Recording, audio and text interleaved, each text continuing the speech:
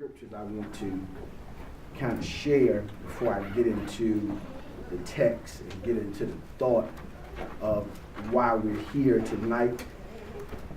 I want to start with a couple of scriptures. First one I want to start with is Isaiah chapter 33. Isaiah chapter 33 and verse number 6 is what I want to start with tonight. Isaiah 33 and 6. We're going to end up sharing, for the most part, out of Genesis 26 tonight. But Isaiah 33 and 6 is one scripture that we'll give, and then we'll jump over to Hebrews 6 and 19. Then I'll get into reading some of the text for this evening. So Isaiah 33 and 6, the scripture says, "And wisdom and knowledge shall be the stability of thy times, and strength of salvation. The fear of the Lord is his treasure." Again, Isaiah 33 and 6, "And wisdom and knowledge shall be the stability of thy times, and strength of salvation. The fear of the Lord is his treasure." Hebrews 6:19 says, "Which hope we have as an anchor of the soul, both sure and steadfast, and which entereth into that within the veil." Again, Hebrews 6:19, "Which hope," this hope we have as an anchor of the soul, both sure and steadfast, and which entereth into that within the veil. From those two verses comes my thought tonight. I want to teach on this unfazed stability. Unfazed, UNFAZED. Unfazed stability. Unfazed stability. When I was kind of just thinking about how I was going to approach the teaching tonight, I knew I wanted to talk about stability, which I'm sure over the years I've done before, but I wanted to share about stability, but I didn't just want to talk about stability as what we know it to be, but to kind of dig a tad deeper into what the status of our stability should be. And so when I was looking and thinking and praying and trying to hear the right words, even for the title, the word unfazed came to me. Now, I know this was God, Deacon Grant, because that's not really one of my normal vocabulary words. It's not one of the things that I talk or say, normally. Sometimes when Sister Dukes, I'm putting together a teaching, a sermon, and I'm looking for a title. One, I understand the importance of a title, and so I normally can kind of pull from a pool of words that are probably a little unique or regular in my vocabulary. Yes, sir. And so I couldn't quite catch what I was supposed to connect this stability to. And I was praying. I said, "Lord, okay, I'm going to just leave it. I'll just teach on stability." And so about 2 hours later, this word unfazed came in my spirit. And I said, "Now, God, I don't even, I know what phased is and all that, but, that's not even like my normal, Sister Elliot, Sister Gordon." So I had to begin to just kind of, do a little digging on it. So the word unfazed is a word from the Old English. It's a word that actually originated around 1683. The word phased and unfazed, it yields a definition to mean not dismayed or disconcerted. Not dismayed or disconcerted. It is something that is undaunted. It means, Deacon Bartnight, that when one is unfazed, that means that one literally is not bothered or changed based on outside influence or situation. When something is unfazed, it means my mind is made up concerning what I either am or am not going to do, and nothing is going to change that. Brother Lil Chris, what as Pastor Hinton, I really kind of major in being unfazed. It really matters not to me what everyone else does. It matters not to me who else is going, or it matters not to me any of those other things. If I'm not going to do it, I'm just not going to do it. It matters not to me what your feeling is concerning that. I love you, I appreciate you, and I respect you. But the reality is, I'm unfazed. Yes, sir. Go ahead. Teach us. I'm really unfazed. You can talk about me, you can tell me I'm antisocial, you can tell me I'm being rude or disrespectful. I'll yield to that, whatever you want me to be. But just in your describing of me, please describe me as being unfazed. Add that. Yes, sir. Add that. Understand that even though I'm throwing all this at him to try to convince him to do it, understand he's not bothered. Right. You gotta know your pastor. Yes, sir. So let me give y'all a example. So Minister Black, this ain't bad. So Minister Black and Deacon Wells, I wish he was here right now so he can catch this one too. So they are Brashale, pretty adamant about attempting to get Pastor to go fishing. Okay. Now again, check this.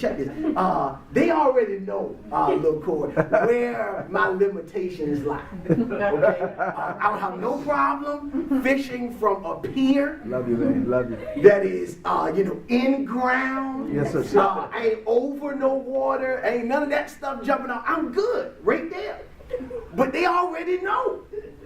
Taking me on a boat of any kind, I'm just not going to do it. Yes, sir. Yes, sir. Now, you can convince me about the safety of the boat. You can convince me that there are life jackets on board. You can convince me that, nothing's going to happen. Pastor, I'll grab you before you fall over. I'll lay my life down for you. You can tell me all that, but I'm not going. Yes, sir.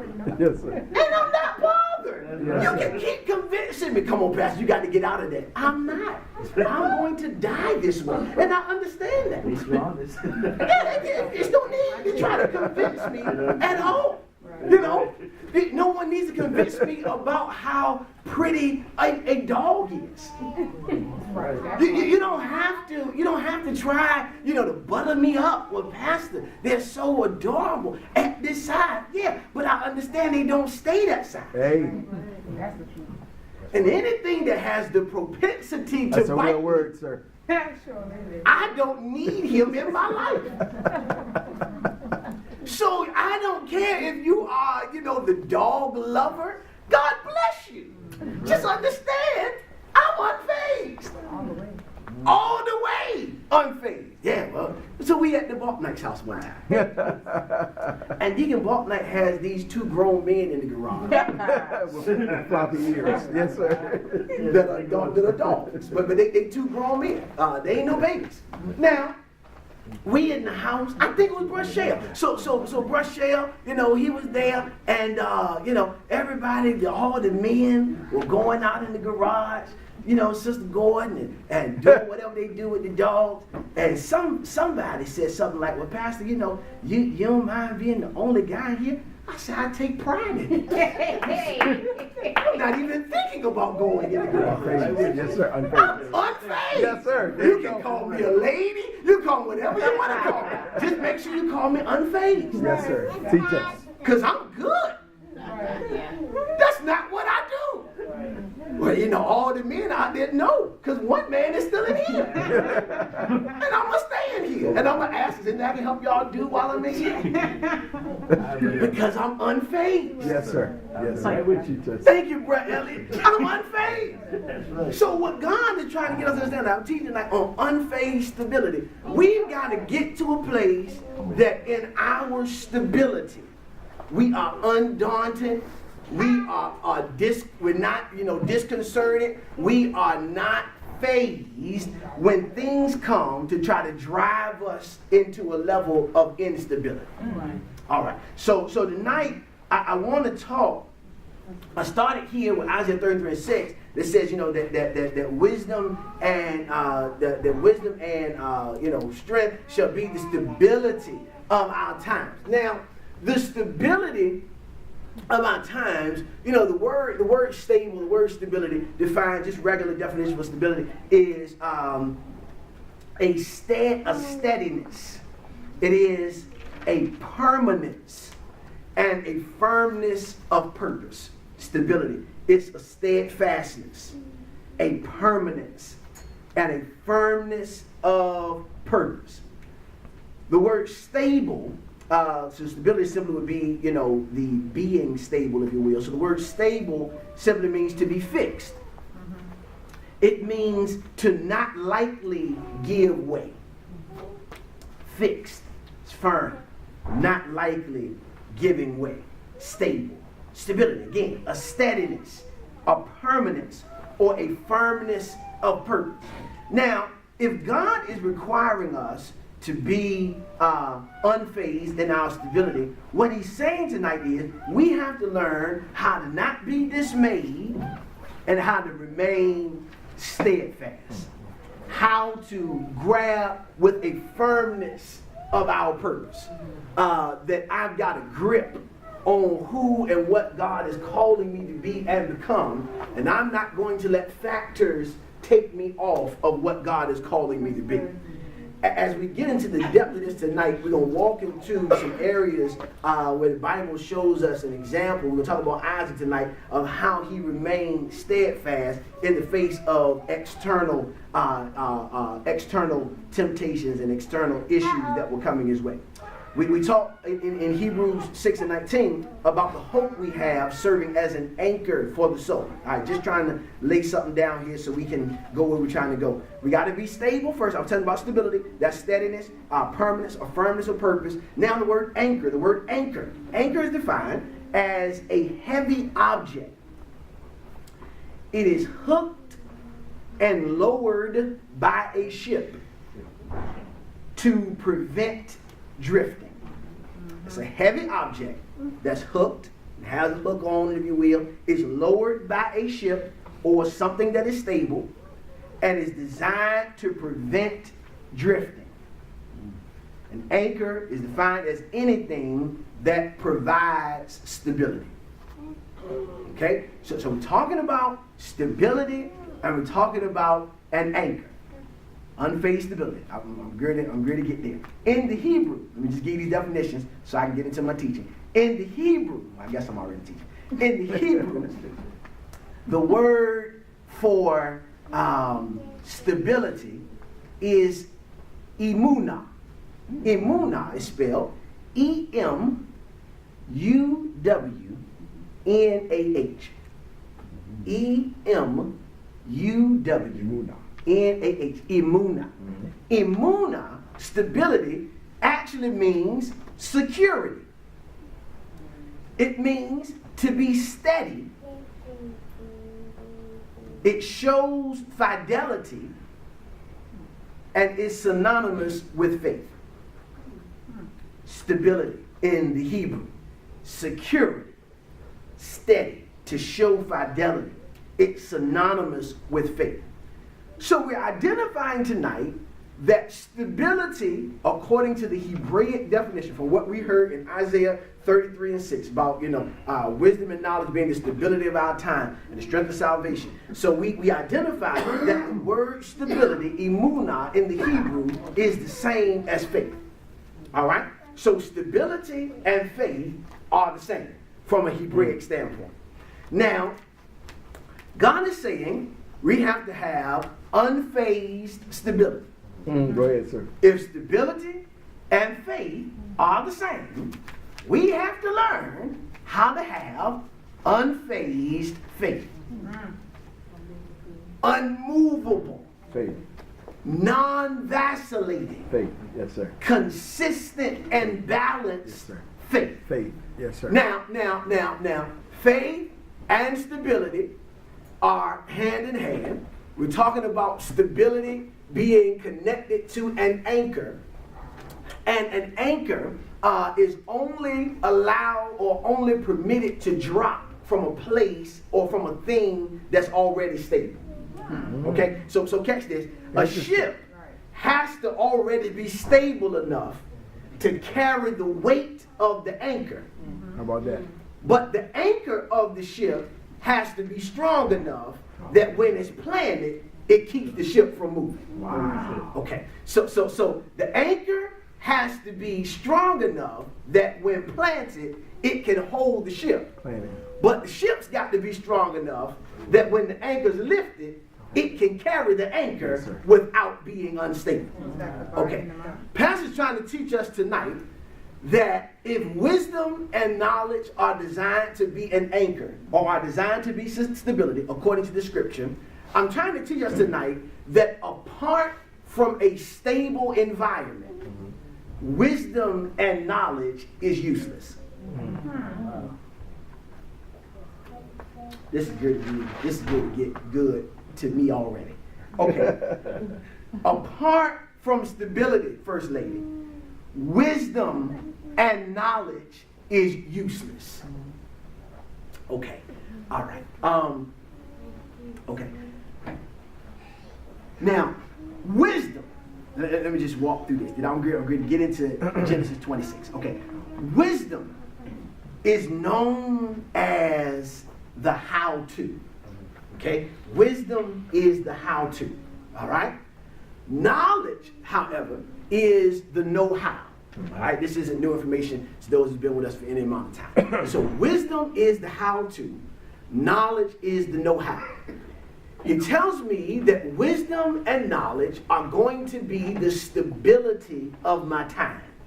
All right? So the wisdom, the how-to, and the knowledge, the know-how, are going to be the things that bring stability to my life.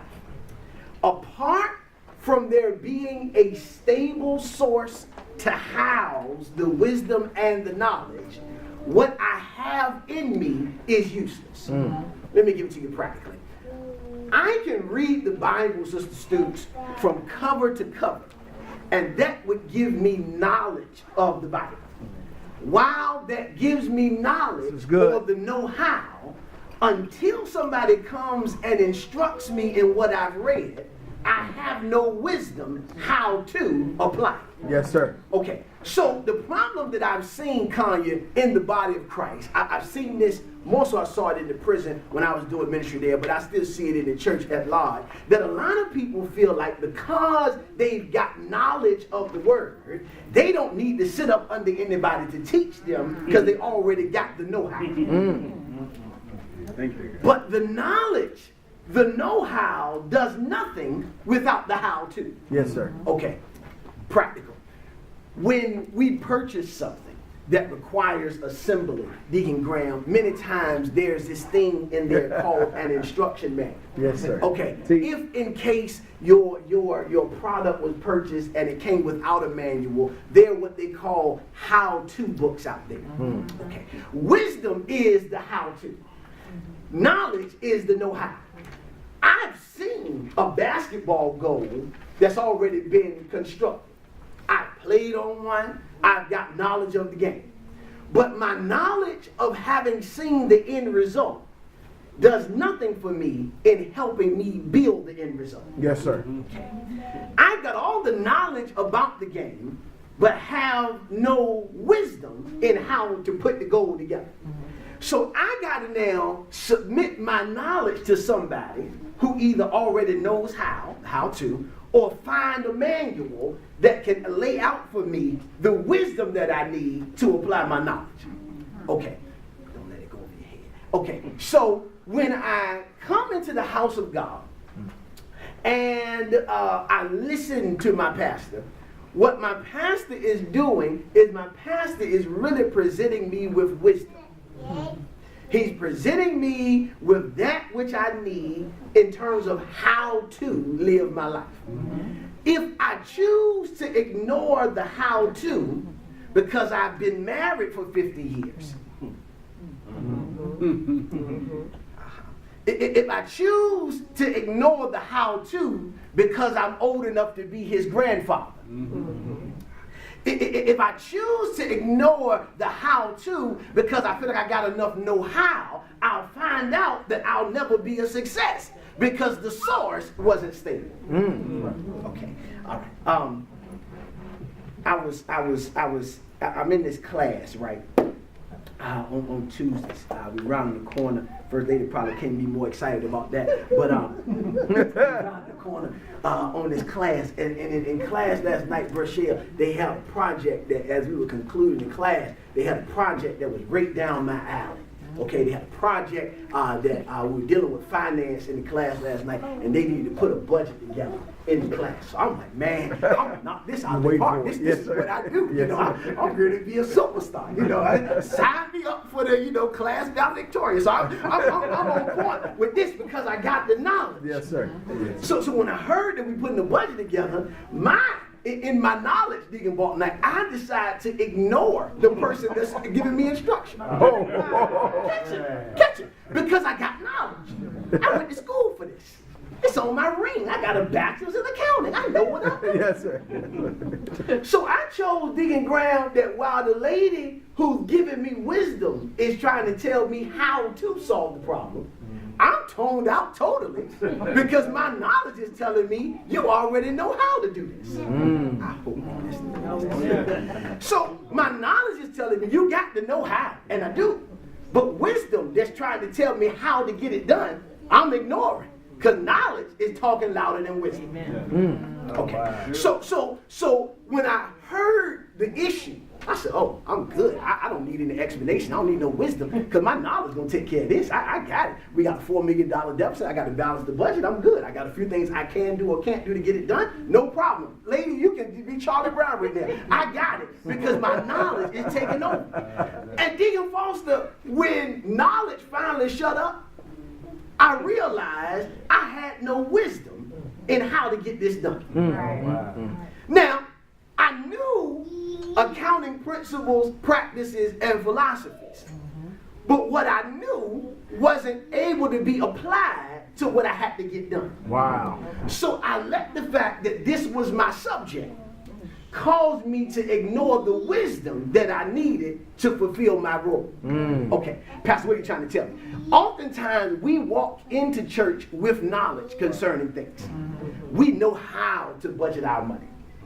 We know how to do this marriage thing. We know how to love our husbands. We know how to love our wives. We know how to pray. So why do I come to church? Because for real, I already got to know how I need. So when God allows you to come in and wisdom is speaking to your knowledge, you've got to learn, Sister Gordon, how to tell knowledge to be quiet long enough to let wisdom show me how to operate what I think I already know.